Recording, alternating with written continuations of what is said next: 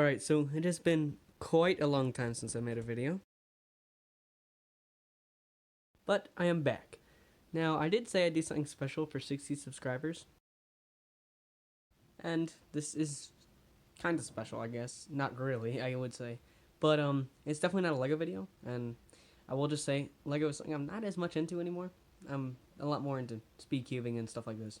So if you don't enjoy this type of thing, you don't have to watch. That's fine. But anyway, let's just get on with some of these cubes. Before we get to that, actually, I did get this stack mat timer. If you don't know what this is, basically you put both your hands on it, it'll start the time, and then you stop it. So yeah, by putting your hands down on it, it works pretty good. It's nice. It came with this mat, which is a little tacky looking, but it's actually really high quality, and it's really nice. I also got this lamp, which is just a lamp. I don't necessarily know what to say. It's kind of nice, I guess. It moves if I want it out of the way. Now we'll move on to the cubes. I'll start off with my 3x3s. So we'll start out with my speed cubes or 3x3 mains. I kind of go between all three of these. This one is the Volk 3 Elite, I think. Yeah, that's the name. This is a very good cube. Super smooth. I love this thing. I go between all three of these, as I said. So over here we have the GAN 356X. Kind of out of date, but I still think it's pretty good. Like, it holds up pretty well. Corner cutting is a little bit like lacking, but honestly I've never ended up doing corner cuts like that with this type of a thing. But I think it's a good cube. It's definitely a bit lacking nowadays, but I still use it quite frequently. And then you should know what this is. This is the RS3 M2020. Great cube. It's so cheap. It's like $8, $9. It's amazing. Out of the box, it's a little too fast, definitely, like way too fast. But I'd recommend this to anybody.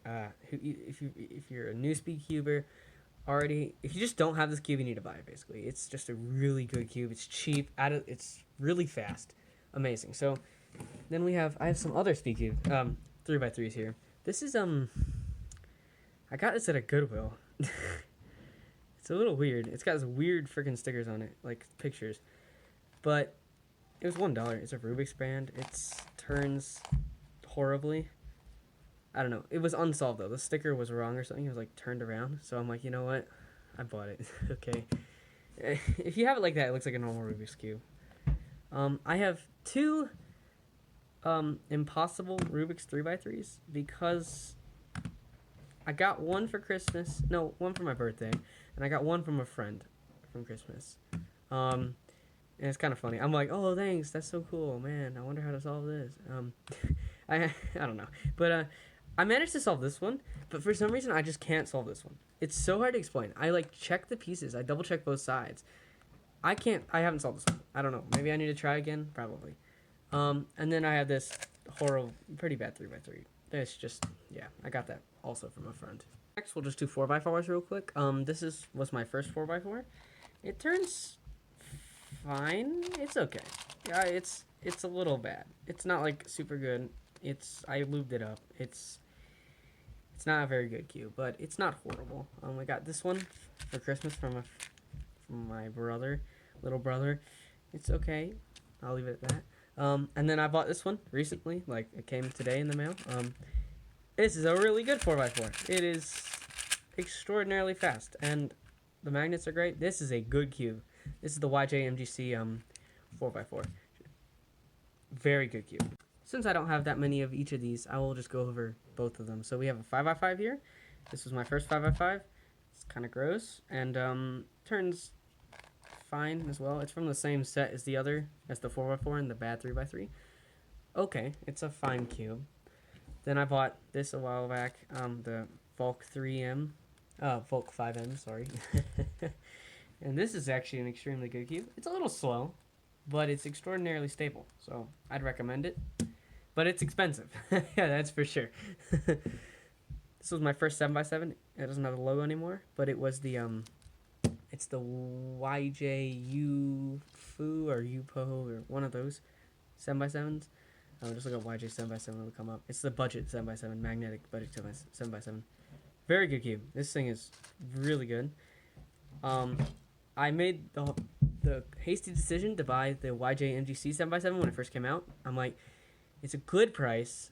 it can't be that bad. I watched, it was only a few reviews out, and they said it was okay. They're like, it's pretty good, yeah. It's a good cube. Good price. I'm like, I'll buy it. It's a good cube, and it was a great price, and I'm glad I bought it. It was worth it, even though there was very little out at the time. Somehow I managed to forget 2x2. This is a pretty bad this is a bad 2x2 that came in that same set. It was a 4 set. It had 3x3, 2x2, 4x4, and 5x5. It does not turn very good. It is, you can hear it. It's super creaky and hollow. Kind of hurts my soul to turn that thing. Then we have this, which is the the other budget YJ magnetic cube. Very good 2x2. Although I felt better. I think it could be better. I probably have it set up poorly. I don't do 2x2 that much.